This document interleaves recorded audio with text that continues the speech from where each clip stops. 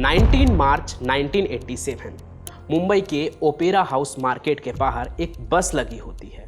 बस के अंदर सीबीआई के 26 यूथ ऑफिसर होते हैं जो अपने सीनियर ऑफिस के इशारे पे रेड मारने के लिए तैयार बैठे हुए होते हैं। लेकिन तभी पुलिस आती है, बस के अंदर घुसती है और उन सभी सीबीआई ऑफिसर को गिरफ्तार कर लेती है। पर क्यों? आखिर ऐसा क्या हुआ कि पुलिस ने उन 26 सीबीआई ऑफिसर को ही गिरफ्तार कर लिया? नमस्कार, मैं पंचम प्रकाश और आज मैं आपको क्राइम कनेक्ट पर कनेक्ट करूंगा ओपेरा हाउस में हुए देश के सबसे अनोखी लूट की कहानी से। तो आइए शुरू करते हैं।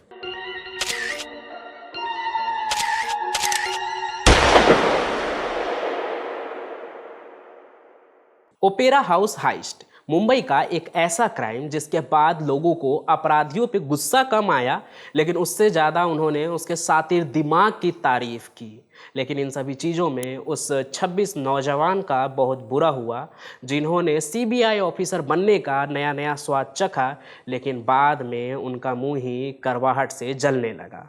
अब ज़्यादा बातें न करते हुए मैं सीधे उस पॉइंट पर आता हूँ जहाँ से ये पूरी कहानी शुरू हुई। 17 मार्च 1987 बम्बई के नामी गिरामी अखबारों में इश्तेहार छपा। इश्तेहार में था कि उन्हें 50 ग्रेजुएट्स की ज़रूरत है, पढ़े लिखे ग्रेजुएट्स की ज़रूरत, जो आगे चलकर इंटेलिजेंस एजेंट और तो और सिक्योरिटी ऑफिसर के तौर पर काम करेंगे, किसी सरकारी ऑफिसर के तरह। तो जो भी खुद को योग्य समझते हैं वो अपने डॉक्यूमेंट्स और पासपोर्ट साइज फ़ोटो के साथ दिए गए पते पर आ जाएं। पता होता है मुंबई का बहुत ही famous 5 star hotel the Taj Mahal palace. अब जब इंटरव्यू ही इतने अच्छी जगह पे हो रहा है तो नौकरी भी अच्छा ही होगा, यही सोचकर वहाँ पे बहुत ही बड़े संख्या में नौजवान पहुँचते हैं इंटरव्यू देने के लिए। इसी उम्मीद में 18 मार्च को बहुत सारे यूथ उस होटल में पहुंचते हैं और वहां की खूबसूरती देखकर अपने भविष्य के अच्छे सपने में खोने लगते हैं। लेकिन इससे पहले कि वो अपने बेहतर भविष्य के सपने में पूरी तरह से खो जाते, उन्हें एक वहाँ पे खबर मिलती है कि जो इंटरव्यू है वो पर उसके बिल्डिंग में होगा, तो जो भी इंटरव्यू देने के लिए आए हैं वो वहाँ पर पहुँच जाए। एक एक करके सभी नौजवान वहाँ से निकलकर पहुँच जाते हैं बताए गए पते पे, और वहाँ पर पहुँचने के बाद उनके इंटरव्यू का जो सिलसिला होता है वो एकदम शुरू हो जाता है, जैसे किसी सरकारी एग्ज़ाम का होता है, और सवाल जवाब का भी दौर शुरू होता है। एक तरह से उनकी इंटरव्यू ऐसे होती है जैसे कि वो देश का कितना टफ एग्ज़ाम दे रहे हों। हालांकि ये पूरा प्रोसेस चलता है, कई घंटों तक कड़े सवाल जवाब के दौर चलते हैं, और इन सभी यूथ में से कुछ को सेलेक्ट कर लिया जाता है नेक्स्ट राउंड के लिए, जिसके बाद उनकी मुलाकात होती है मोहन सिंह से, जो खुद को एक खुफिया अधिकारी बताता है, यानी कि सीक्रेट एजेंट।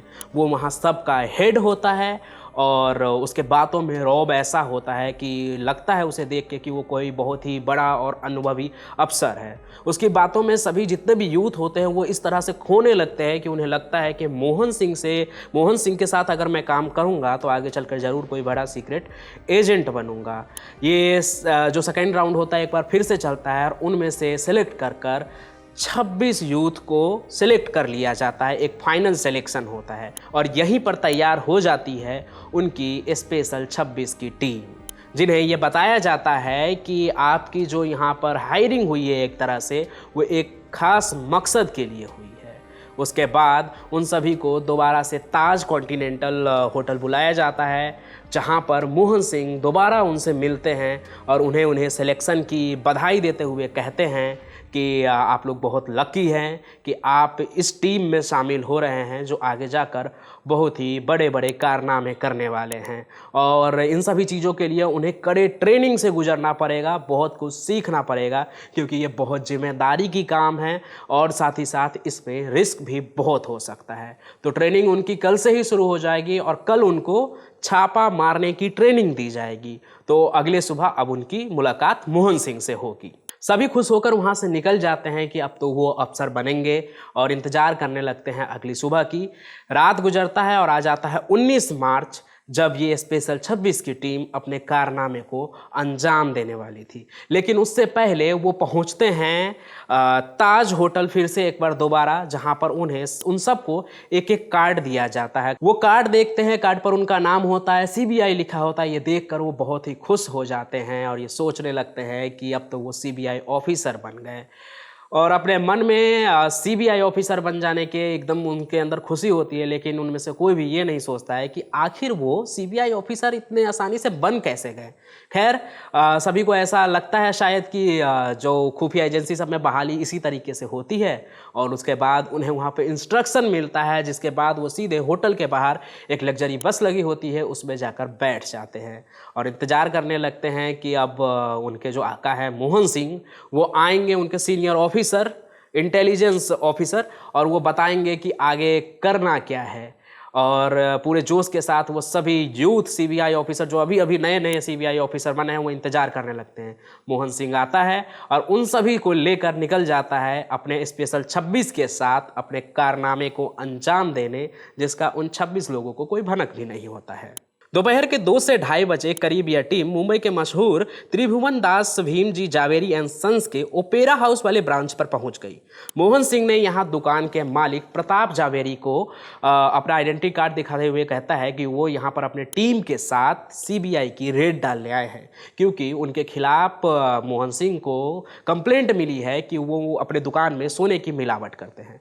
अब यहाँ पर जो प्रताप जावेरी होता है दुकानदार, वो भी कोई कच्चा खिलाड़ी होता नहीं है। वो मोहन सिंह से सबूत मांगता है कि तुम बताओ भाई, तुम असली सीबीआई हो या कौन हो। इस पर मोहन सिंह अपने सीबीआई का ऐसा रौब दिखाता है कि उस दुकानदार को पूरी तसल्ली हो जाती है। उसके बाद वो चुपचाप खड़े होकर मोहन सिंह और उसके स्पेशल जो 26 होते हैं उनके रेड को चुपचाप खड़े होकर देखता है। मोहन सिंह सबसे पहले अपने टीम से कहकर दुकानदार की जो लाइसेंसी पिस्तौल होता है उसे जब्त करता है। उसके बाद शटर गिराता है, कैमरा बंद करता है और छापेमारी स्टार्ट कर देता है। और कुछ इस अंदाज में छापेमारी करता है जैसे कि असली सीबीआई ऑफिसर हो।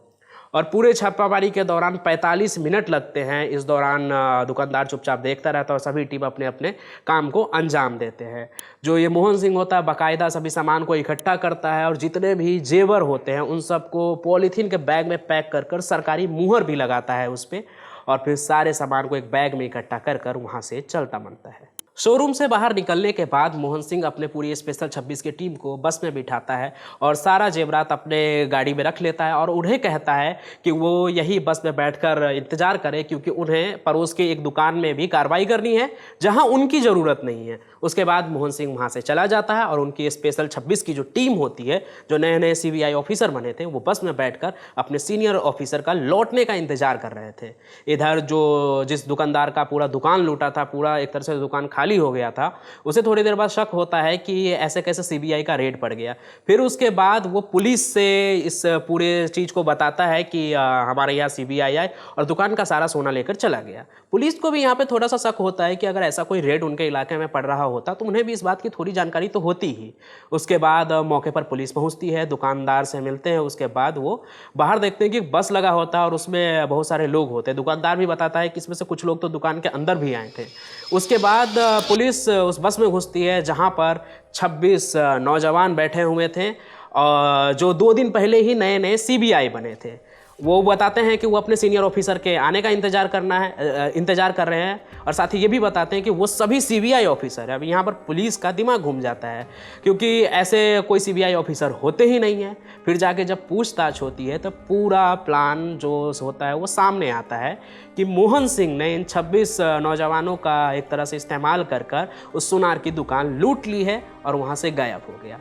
बाद में जब मोहन सिंह का पता लगाया जाता है, होटल पर भी जाते हैं, तो पता चलता है कि मोहन सिंह वहाँ से भी गायब हो चुका है और कहाँ गया इसका कुछ पता नहीं लगा। आगे खूब जांच हुई लेकिन कुछ भी पुलिस के हाथ नहीं लगा। सिर्फ कुछ किस्से हाथ लगे मोहन सिंह के कि वो कितना शातिर था, कितना चालाक था, कितना रौबदार था, उसके भाषा में साउथ इंडियन टच था। लेकिन इन सभी चीज़ों के अलावे उस पुलिस के हाथ कुछ नहीं लगता है। बाद में पुलिस उसके साउथ इंडियन टच और होटल में लिखे गए पते के आधार पर केरल से एक इंसान को गिरफ्तार भी करते, हिरासत में लेते हैं, लेकिन बाद में पुलिस को उसको भी छोड़ना पड़ता है, क्योंकि उसका इस पूरे मामले में कोई इन्वॉल्वमेंट ही नहीं होता है। आगे चलकर ये जांच दुबई तक जाती है, लेकिन वहाँ भी पुलिस के हाथ में कुछ नहीं लगता है। एक तरह से ये जो पूरा ओपेरा हाइस्ट होता है, ये उस परफेक्ट क्राइम के लिस्ट में शामिल हो जाता है जिसका मास्टरमाइंड कभी पकड़ा ही नहीं गया। अब यहाँ पर इस पूरे क्राइम में जो मोहन सिंह होता है उसके बारे में तो ये भी तय कर पाना मुश्किल हो गया कि मोहन सिंह जैसा कोई था भी या नहीं था, या वो एक तरह का कोई कॉन मैन था। लेकिन उस चक्कर में ये 26 यूथ फंस गए और उनका इस्तेमाल हो गया। बाकी आज ओपेरा हाइस्ट की कहानी में बस इतना ही। ये कहानी ऐसी है जिस पर आगे चलकर फिल्म भी बनी, स्पेशल 26 नाम की, जिसमें अक्षय कुमार मोहन सिंह का ही किरदार निभा रहे थे। अब इस कहानी को सुनकर आपको कैसा लगा ये हमें कमेंट में कर ज़रूर बताएं। साथ ही हमारे इस चैनल को सब्सक्राइब भी करें और ज़्यादा से ज़्यादा लोगों तक शेयर करें। हम मिलेंगे नए सफ़र में नए कहानी के साथ, जहाँ पर नए किरदार होंगे, लेकिन मैं यही हूँगा आपको क्राइम की कहानी बताने के लिए। तब तक आप स्वस्थ रहिए, सुरक्षित रहिए, सतर्क रहिए। हम फिर मिलेंगे। धन्यवाद।